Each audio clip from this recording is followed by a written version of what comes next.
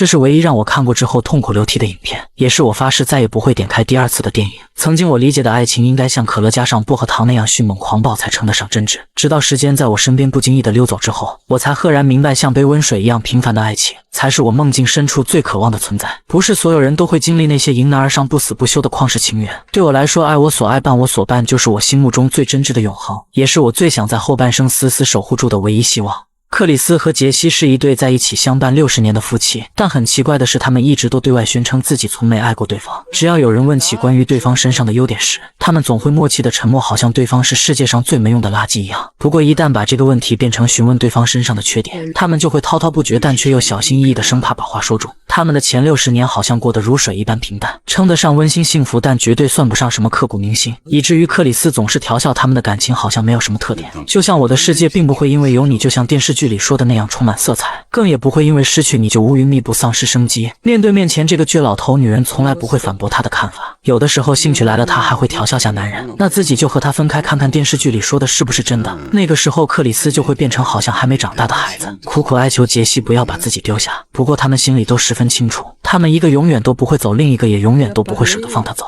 只可惜月亮永远不会是圆的，天上的云彩也会时不时的遮挡住太阳。他们都知道距离他们失去彼此的那一天越来越近，所以心里一直祈求这一天可以晚一点，再晚一点。但命运永远不会聆听一个人内心的祈祷，就像耶稣算到自己会被架在十字架上，可他永远无法自救一样。噩梦终究会在最温暖和煦的那天悄悄地找上门来。他们有早起的习惯，因为他们很在意和对方多相处的一分一秒。可这一天的杰西却始终魂不守舍，即使克里斯大声呼唤他的名字，他也像个木偶玩具一样一动不动，这让克里斯心里泛起了一阵寒意。他努力压着自己不安的情绪，颤抖着用湿毛巾不断擦拭杰西的脸颊，同时心里不断祈祷这只是妻子和自己开的一场玩笑。可看着仍旧没有一点反应的妻子，他明白自己最害怕的一天还是来了。想到这，他赶紧回到卧室去拿病历本，打算带杰西去医院。可这时被他忘记关掉的水龙头却没了声音，他赶紧跑回去查看，却看见刚刚还木讷呆滞的妻子已经恢复正常，好像什么事都没发生过一样。这让刚刚还焦急紧张的克里斯顿时黑下了脸，他以为这是妻子在和自己寻开心，却不想杰西对刚刚发生的一切都浑然不知。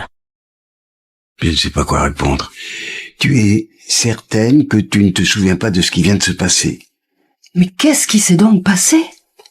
看着妻子无辜的眼神，克里斯耐心地将刚刚发生的一切复述了一遍，可女人却完全对刚才发生的没有一点印象。但身上凭空出现的水渍是不会骗人的，她明白克里斯没有在开玩笑，而自己确确实实地失去了刚刚那段记忆。想到这，她十分恐慌害怕。她其实明白这一天的到来是迟早的事情，可这一天真的降临时，那种无力和命运斗争的感觉，却还是将她提前做好的一切准备都碾碎成了渣砾。很快杰西的检查结果就出来了，万幸的是幸好克里斯发现的及时，所以女人只需要动个手术就会保住性命。可她再也不能像正常人一样，曾经健康的身体只剩下脑袋还能象征性的活动，这让医生要强的她开始不断怀疑，这样苟延残喘的生活还算不算是真正意义上的活着。从那以后，一向幼稚的克里斯突然变得成熟了起来，他开始无微不至地照顾已经半瘫痪的妻子。只是这样的克里斯从来不是杰西想要看到的，他开始害怕自己像一滩烂泥一样不断被沼泽吞噬，更害怕自己成为克里斯身边的累赘，将自己最爱的男人生生拖垮。他们相伴的几十年，自己从来没有在一件小事上麻烦过自己的丈夫，那是他引以为豪的自尊。不过这份自尊现在却生生被命运撕碎，扔进了现实的熔炉中去。而克里斯有时也会陷入迷茫，他感受到了妻子的情绪变化，可面对生性要强的妻子，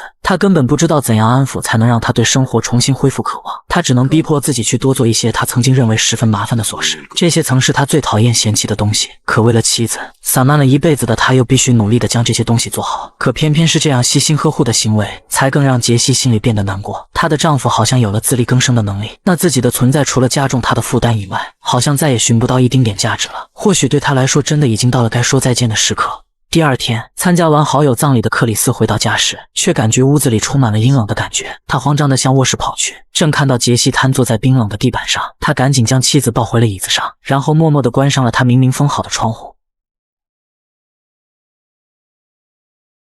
Pardonne-moi, j'ai été trop lente.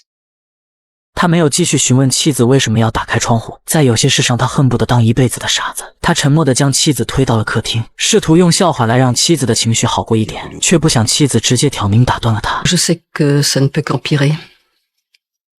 Pourquoi dois-je nous infliger ça? Oui, mais ça s'améliore chaque jour. Je ne veux plus. Tu fais des efforts touchants pour me faciliter tout ça, mais moi, je ne veux plus. Pour moi, pas pour toi. 听着妻子的话，克里斯的心泛起了止不住的酸楚。相伴的几十年让他比任何人都清楚，一旦杰西做出决定，就没有任何人可以将他拽回。可他绝不能就这样失去杰西。想到这，他找来了女人最欣赏的学生，试图用年轻般的朝气以及学生的需要来让他重新对生活恢复希望。那天是女人最开心的一天，她很享受那种被人需要、被人肯定的感觉。可当学生开始询问她的病情时，她的心又再次难过了起来。那是他最不愿意提起的事，也是他根本无法面对的结果。学生离开后，杰西的卧室里突然传来了一阵歇斯底里的哀嚎声。克里斯赶紧跑了过去，却发现杰西再次摔倒在地上。他吃力地将妻子扶上床，同时也清楚了妻子那颗求死的心究竟有多强烈。那天晚上，他做了一个梦，梦里偌大的房间只剩下他孤零零的一人，无论他怎么呼喊杰西的名字都没人回应，直到一双手死死捂住了他的嘴，他才挣扎着从睡梦中清醒。好在一切都只是场梦而已，至少他的妻子还切实地活在自己身边。第二天，他们收到了女儿发来的消息，得知女儿要从外地回来，杰西重新有了动力做康复训练。他想给女儿展现最好的精神面貌，至少他想向女儿证明自己不是负担。虽然这个过程极度煎熬痛苦，可他还是稳稳地向前迈了一步又一步。或许这就像我们的固执一样，总是在亲情面前自己咽下苦楚，然后充盈着笑脸对他们表示自己过得很好很好。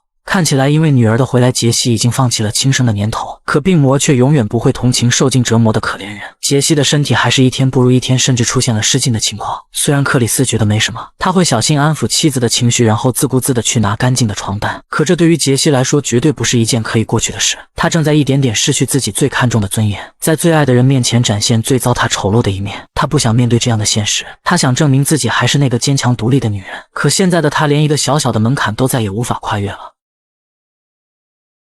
那天之后，杰西的病情更加严重了，他好像自己都放弃了求生的欲望，甚至连说话都成了他最困难的事。看着母亲的样子，他的女儿十分痛苦，他哭着质问父亲是怎么看护母亲的。面对女儿的指责，即使克里斯心里有说不完的委屈，他也不愿辩解一分一毫。那天之后，女儿再也不信任克里斯会好好照顾母亲，于是没和任何人商量就给杰西请了保姆，却没想到这一行为给杰西带来了更大的心灵创伤。骄傲自尊的他就连洗澡也得任由一个陌生人摆弄，这对他来说是完全不可接受的折磨。自己已经够痛苦了，可这份痛苦却要生生掰碎展示给所有人来怜悯同情，这不是他想要的，更不是他需要的。而将这一切都看在眼里的克里斯心里比他还要难受，他太清楚自己妻子的脾气秉性了，于是偷偷辞掉了保姆，决定继续亲自照顾。可经过这一系列的变故后，杰西已经再也没有了求生的欲望，他开始用绝食的方式来向克里斯表达自己的心意，而这也让克里斯感受到了失去杰西的崩溃，心里的委屈让他打了杰西一下。那是他相伴几十年来第一次忤逆杰西的决定，也是这几十年来第一次希望杰西可以听自己一次，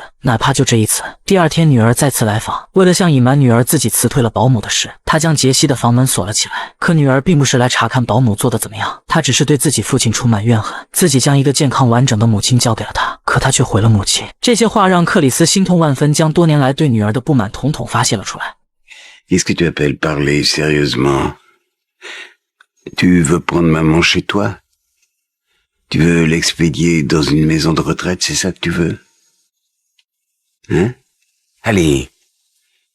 parle sérieusement avec moi. 这些话让他的女儿哑口无言，她只是想找一个推卸责任的借口。她根本没时间也没有精力照顾母亲，她做不到比父亲做得更好。而克里斯也明白女儿应该有自己的人生。晚上，杰西好像回光返照了一样，他颤颤巍巍地和克里斯说了一些他们曾经的故事。不过这一次，他推翻了之前说的和克里斯没有感情的言论。他告诉克里斯，乌云密布后真的会看见彩虹，电视剧里表达的意思也不全是唬人的玩意儿。这时，杰西死死地握住了克里斯的手，眼神中满是祈求与不舍，而克里斯显然明白了杰西心里渴望的。第二天早上，克里斯将杰西好好打扮了一番，然后和他讲了很多他们的故事，那些都是克里斯最真挚的回忆。只是在最后，他轻轻地说了一句：“我不知道乌云之后究竟会遇到什么，也不确定咱们这一生算不算得上充满光彩，只是我很肯定遇见你是我最幸运的事。我说了一辈子的谎话，就好像你是我人生中最不重要的东西，可我明白你才是我这一路上最憧憬看到的花丛。”听到这，杰西渐渐平静了下来，仿佛在认同克里斯的观点，而克里斯则颤抖着拿起旁边的枕头，狠狠地捂住了杰西的鼻子。